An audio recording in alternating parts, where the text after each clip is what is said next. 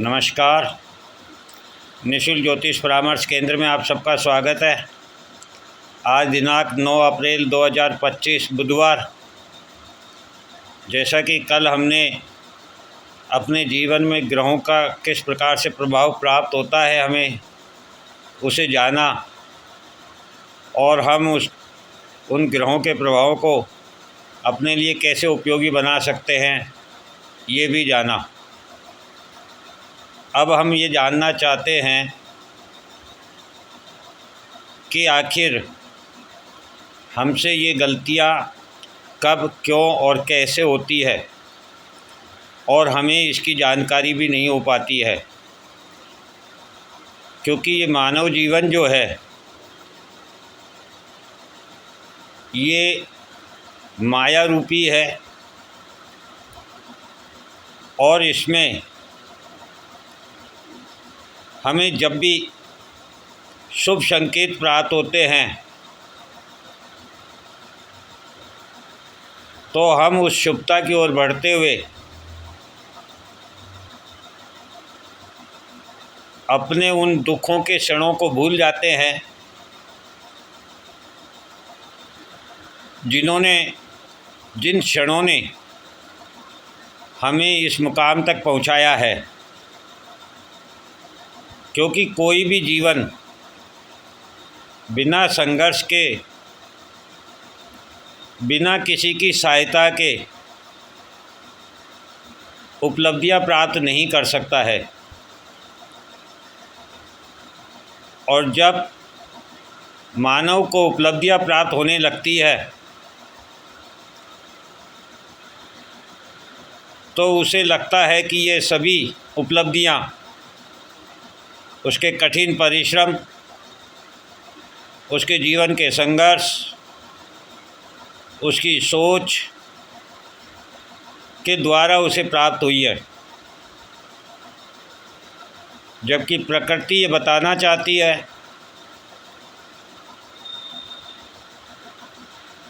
कि इस जीवन में बिना किसी की सहायता के, बिना किसी के मार्गदर्शन के, बिना किसी के आशीर्वाद के किसी भी व्यक्ति को कोई भी उपलब्धि प्राप्त नहीं हो सकती है।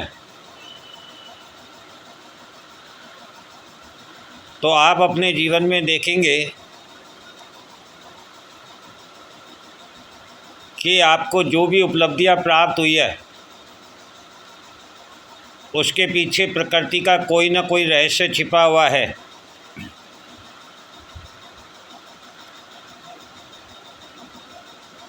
उदाहरण स्वरूप,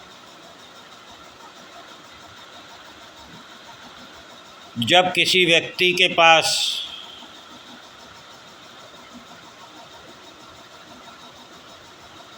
परिवार में कोई व्यक्ति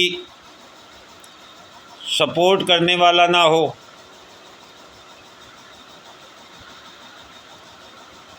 उसके आगे बढ़ने की काबिलियत को आगे बढ़ाने में कोई सहयोग करने वाला ना हो, तब प्रकृति उसके जीवन में कोई ना कोई ऐसा व्यक्ति मित्र के रूप में, पड़ोसी के रूप में, अधिकारी के रूप में, मालिक के रूप में, सहभागी के रूप में, अधीनस्थ कर्मचारी के रूप में, किसी न किसी रूप में ईश्वर की कृपा से कोई ना कोई व्यक्ति आता है, वह मार्गदर्शन करता है, आगे बढ़ने में सहायता करता है। और जब आप उस सहायता को लेकर के आगे बढ़ते हैं और सफलताएं प्राप्त करने लगते हैं, तब आप उस व्यक्ति के अपने उन क्षणों को भूल जाते हैं और आप आगे की ओर निकल जाते हैं और आप तरक्की के मार्ग पर, प्रगति के मार्ग पर अग्रसर होते हैं और नए नए लोग आपसे जुड़ते चले जाते हैं। आप वास्तव में कहाँ से आए हैं, किसके सहयोग से आए हैं, ये मुकाम किस प्रकार से हासिल हुआ है, उन क्षणों को जब आप भूल जाते हैं तो प्रकृति हमसे प्रत्येक क्षण परीक्षा लेती है। प्रकृति सब कुछ देख कर के भी परीक्षा लेती है और प्रकृति सब कुछ छीन कर के भी परीक्षा लेती है। जब प्रकृति आपको प्रगति के मार्ग पर प्रशस्त करती है तब भी आपकी परीक्षा होती है कि आप उन क्षणों को, उन व्यक्तियों को याद रख पाते हैं या नहीं, उनके सहयोग को महत्व दे पाते हैं या नहीं।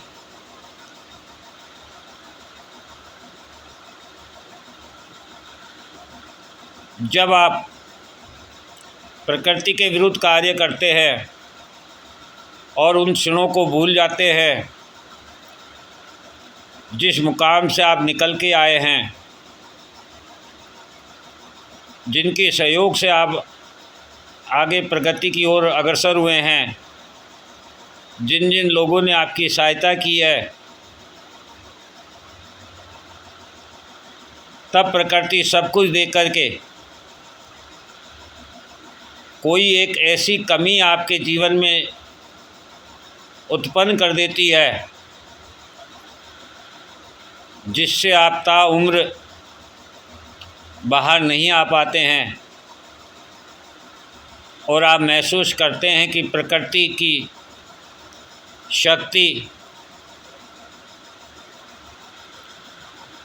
विचित्र है। वह बहुत कुछ दे भी सकती है तो वह बहुत कुछ ले भी सकती है।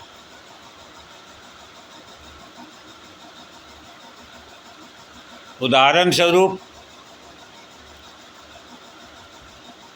आपको धन, वैभव, विलासिता के रूप में, पद, प्रतिष्ठा, मान सम्मान के रूप में बहुत ऊंचाइयां प्राप्त हो और उस मान सम्मान और उस धन, वैभव, विलासिता का उपभोग करने वाला आपके जीवन में कोई संतान रूपी इंसान ना हो,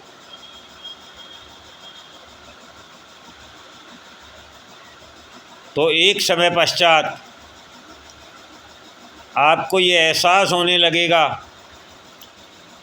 कि प्रकृति ने मुझे बहुत कुछ दिया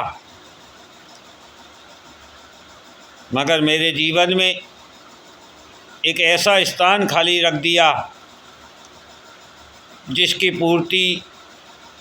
ये पूरी दुनिया की दौलत, शोहरत में पूर्ण नहीं कर सकती है।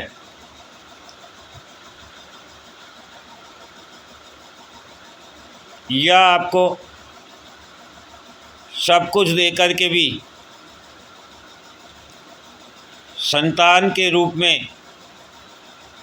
कोई ऐसा कष्ट प्रदान कर दिया कि वह संतान या तो बीमारी से ग्रसित हो या नशे से ग्रसित हो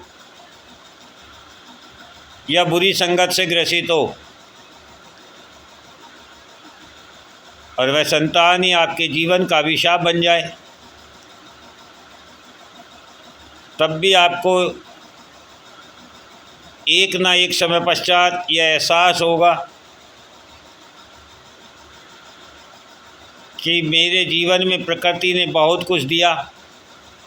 किंतु एक स्थान ऐसा खाली रख दिया, एक परेशानी मेरे जीवन में ऐसी दे दी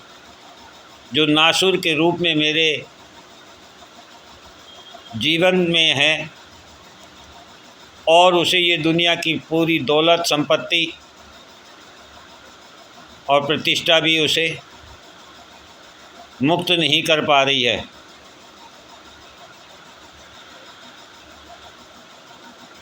तो प्रकृति के इस रहस्य को समझिए कि प्रकृति जब देने पर आती है तो बहुत कुछ देती है, लेकिन क्या हम उसे संभाल पाते हैं? क्या हम उसे समझ पाते हैं? जिस प्रकार से एक गुरु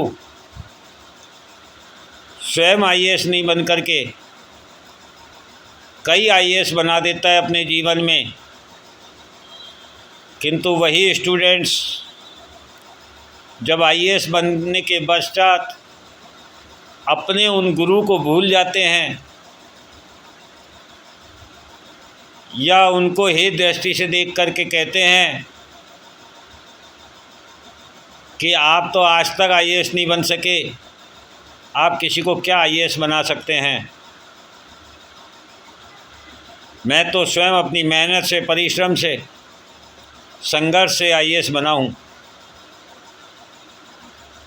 तब प्रकृति उस अहंकार को तोड़ने के लिए ऐसी गलतियां करा देती है आपके जीवन में जो आपके उस पद प्रतिष्ठा के मान सम्मान को अपमान में बदल दे और आप पश्चाताप के सिवा कुछ नहीं कर सकें। तो हमें सबसे पहले यही समझना होगा कि बिना बीज के पौधा नहीं हो सकता, और बीज को भी बिना सींचे, बिना रोपे पौधा नहीं हो सकता। अर्थात बीज का जितना महत्व है उतना महत्व जमीन का भी है, जो उसे सृजन करने में, पौधा बनाने में सहयोगी है, और उससे कई अधिक सहयोग उस किसान का है जो उसे ज़मीन में रोपने के बाद उसकी देखभाल करता है, समय समय पर उसे पानी, खाद इत्यादि उपलब्ध कराता है, सुरक्षा करके उसे बड़ा करता है, और फिर वह पौधा बड़ा होकर वृक्ष के रूप में फल प्रदान करता है। यही मानव का भी एक प्रगति का मार्ग है कि आपको जब तक कोई रोपेगा नहीं भूमि में, तब तक आप केवल बीज मात्र हैं, और जब आपको कोई भूमि में रोपेगा तो उसके लिए भूमि चाहिए, यानी स्थान चाहिए, यानी कोई ऐसा प्लेटफॉर्म चाहिए जिसमें आप प्रगति कर सकें। तो उसका सहयोग फिर उस प्लेटफॉर्म पर आपको सुरक्षा प्रदान कर सके ताकि आप अपने जीवन में प्रगति कर सकें। उस व्यक्ति का सहयोग, तब जाकर आप कहीं वृक्ष बन पाते हैं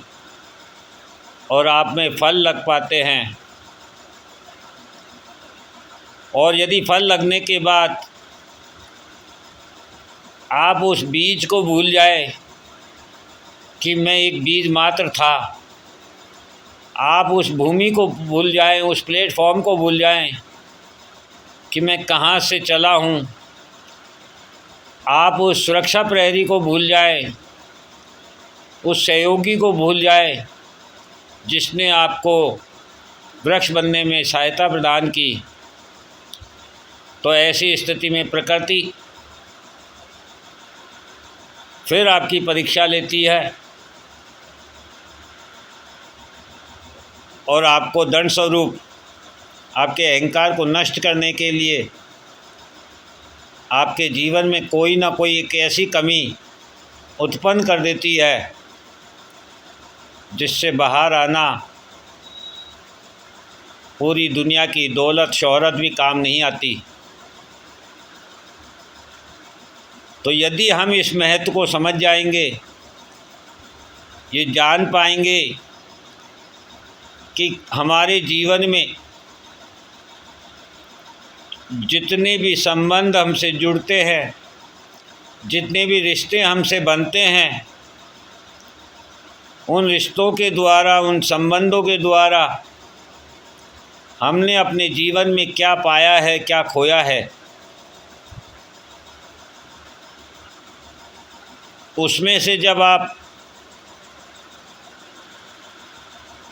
उस भूमि को ढूंढ पाते हैं, उस प्लेटफॉर्म को ढूंढ पाते हैं जो आपको वृक्ष बनने के लिए सृजन का कार्य कर रही थी, उस व्यक्ति को ढूंढ पाते हैं अपने जीवन में जिसने आपको सुरक्षा प्रदान करके वृक्ष बनने में सहायता की। तो जब आप आज सफल होते हैं, जिस प्रकार से वृक्ष में फल लगने के बाद वह फल तो प्रत्येक व्यक्ति चखना चाहता है, खाना चाहता है, लेकिन उसके पीछे जिसकी मेहनत है, यदि आप उसे बुला देते हैं तो आपको फिर दंड प्राप्त होता है। इसलिए अपने जीवन में उन व्यक्तियों को ढूंढिए,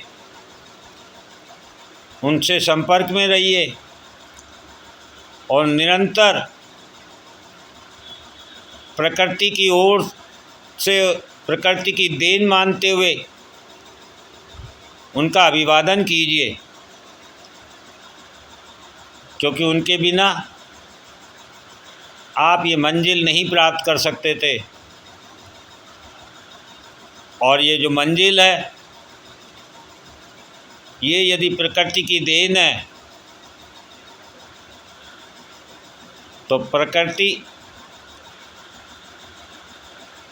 इस मंजिल को बनाने में सहायता कर सकती है तो ढहाने में भी सहायता कर सकती है।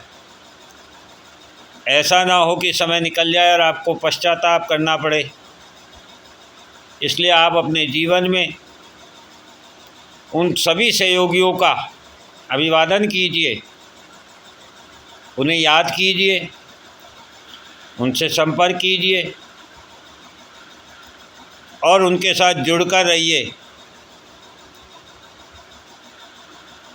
जो निस्वार्थ भाव से आपके लिए,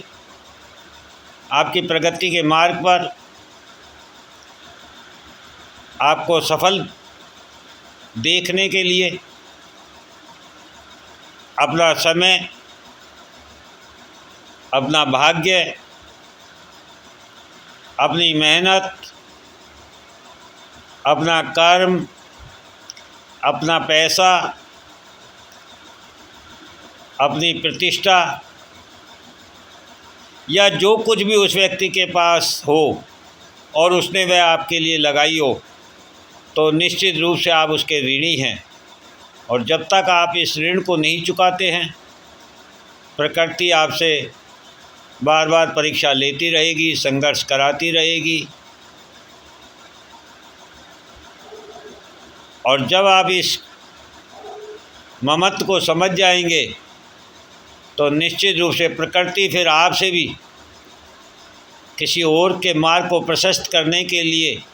आप में वह शक्ति, वह ऊर्जा प्रदान करेगी, ताकि आप भी किसी बीज को पौधा बनने में सहायक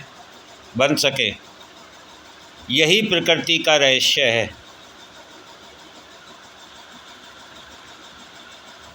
जय हिंद, जय भारत।